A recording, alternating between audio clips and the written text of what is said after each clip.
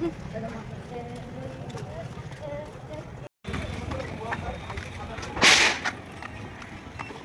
On করে দিয়েছি। Hello guys, আজকে আমরা নিতে যাচ্ছি মাংস। আজকে দুপুরবেলা মাংস মাটন মাটন হবে। মাটন হবে কি বলে আমার মাংস নেবে? মাংস আর মাটন ভালো ভালো হলো। চা চলো এবার যাই সামনে মাংসের দোকান। গাইস এখন দেখছেন আমার মা এখানটায় আলু নিচ্ছে, ওই যে আঙ্কেল আলু প্যাক করে দিচ্ছে।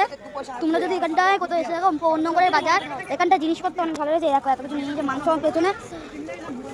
হ্যাঁ এবার দেখো এইটা হলো নতুন মানে পবননগরের বাজার।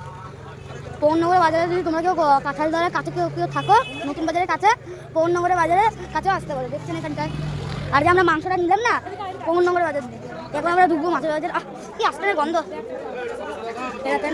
বাবা। যাচ্ছি আমরা।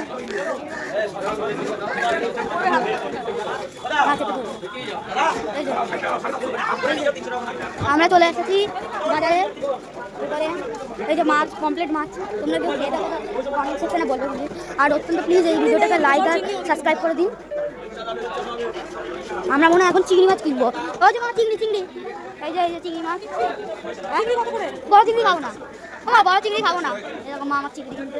আমি বড় চিংড়ি খাই না, এখানটায় কি বলে না এই মাছ আমি জানি না। ওটা কি মাছ? ও মা আমি খাবো না, বড় চিংড়ি খাই না। এটা কি মাছ? ও মা এটা কি মাছ?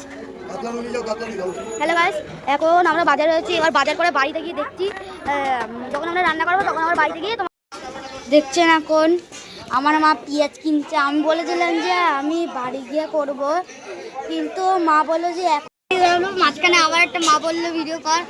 কতবার করবো বলো? এই যে এখন কপি নিলাম, দূরে যা। এই যে কপি নিয়েছি। All complete.